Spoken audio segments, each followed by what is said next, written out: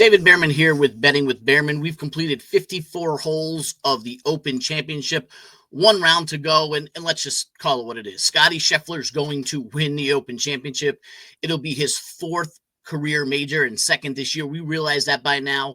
In fact, on our mini podcast on Thursday night after the first round, we talked about how getting him at plus 215 was the right move. I know we decided not to get him at 450 before the first round because he hadn't played well on links courses. But after watching 18 holes on Thursday, it was time to get in. We said, let's do it, 215. In fact, if you waited until he teed off later in the day, as other players raced up the leaderboard, you could actually get him as high as plus 250, use a DraftKings boost, and all of a sudden you're close to 300 for Scottie Scheffler, which actually feels like a steal considering right now he's minus 750 to win it all. Again, Scottie Scheffler's going to win it. We're not going to spend too much time talking about that, but we are going to discuss is a prop bet that has become more and more popular lately with Scottie dominating.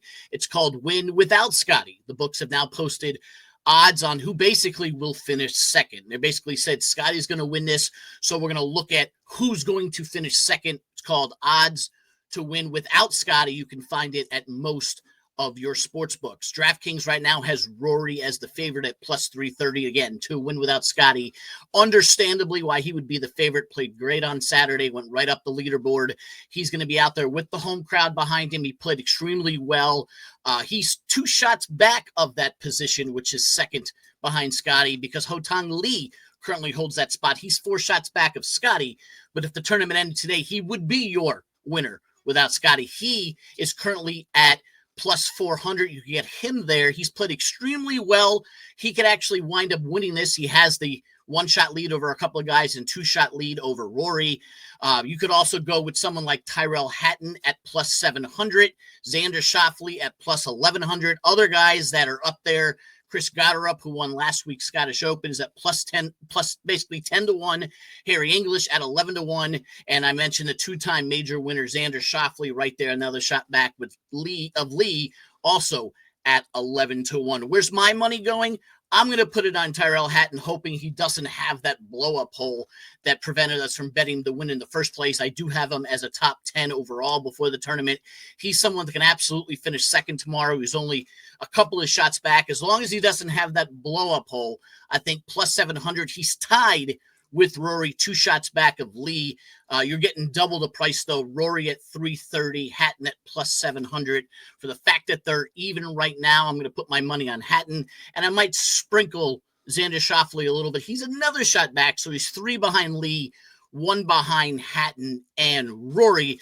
But what you're getting with Xander Schauffele, as Pro Football Network's Kyle Soppe and my co-host on Tuesday's podcast pointed out, this is a guy who has birdie or better on 7 different holes. He can make up those 3 shots on Lee quickly. He played quietly, but he played outstanding on Saturday. Outside of the win without Scottie market, really what you're trying to do is you're trying to pick up top 10s and top 20s, which we do before the round all the time, but you can also do it tomorrow, especially with the fact that you don't have much to bet with Scottie Scheffler running away with this. Some of the top 10s that I'll be looking at, keeping in mind that our pre-tournament top 10s, we're very, very excited. We're happy where Rory, Hatton, and McIntyre were all pre-tournament top 10s. They're all currently right there within striking distance, if not already in the top 10.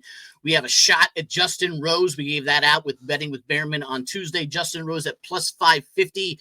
He's right there for a top 10. And our Russell Henley and Matt Fitzpatrick top 20 bets are looking very, very pretty. The ones that need some work, John Rahm and Tommy Fleetwood, made the cut, haven't played exceptionally well, but they're still live on Sunday. So what are we looking at Sunday? If you're not happy with your pre-bets, which we are very happy since they're all live right now, some of the guys I'm looking at, we mentioned Xander Schauffele. Xander, he's T8 right now, minus 180 to stay in the top 10. That's a little rich. You're laying a lot of money there with minus 180, but I think Xander stays there, might even crawl into the top 5 if you want to play that market as well. One name I am going to throw out there that people haven't talked about much this week because he got off the horrible start on Thursday. All the news was surrounding him being banned from Oakmont, where he broke his locker there in the Oakmont clubhouse. Wyndham Clark, who won a U.S. Open a few years ago, After a terrible Thursday round, he shot back-to-back 66s. He's right there in terms of reaching the top 10. He's plus 260 right now. He enters Sunday only one shot back of that position.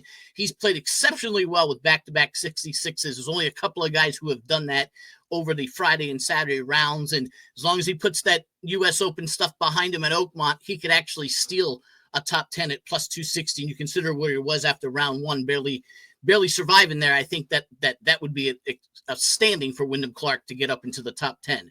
Russell Henley, who we talked about pre-tournament as a possible winner at 65-1, and we got him in the top 20. He shot a 65 on Saturday, put himself right up to T9. He's plus 110 to stay there. I already have him in the top 20. I will be playing him to finish in the top 10 tomorrow. I think that's a safe bet at plus 110.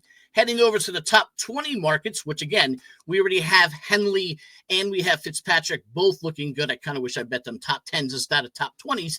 But Corey Connors had an average first day, had a terrible second day, bounced back today, found something with a 66 on Sunday. He's minus 125 to finish among the top 20. He's one shot back of that.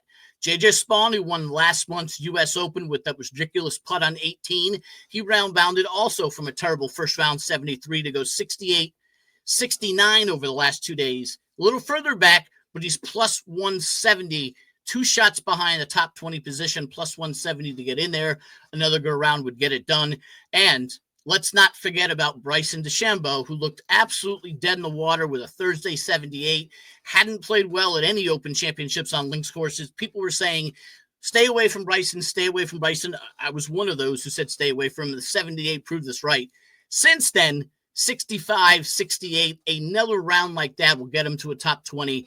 You can get him at plus 150 to get there. So remember, Scottie's going to win this, so you should probably stay away from the outright markets heading into Sunday. I would use my money either on winning without Scottie. We gave you a couple to look at. I'll be playing Hatton and Xander. And, of course, we've given you some top 10s and top 20s to play tomorrow if you don't already have them from earlier in the week. One more round of the Open Championship, and we'll be back with the Betting with Bearman pod next week. Make sure you follow me on Twitter at David Bearman. Go to YouTube, download the pod on Apple and Spotify, and enjoy the golf on Sunday.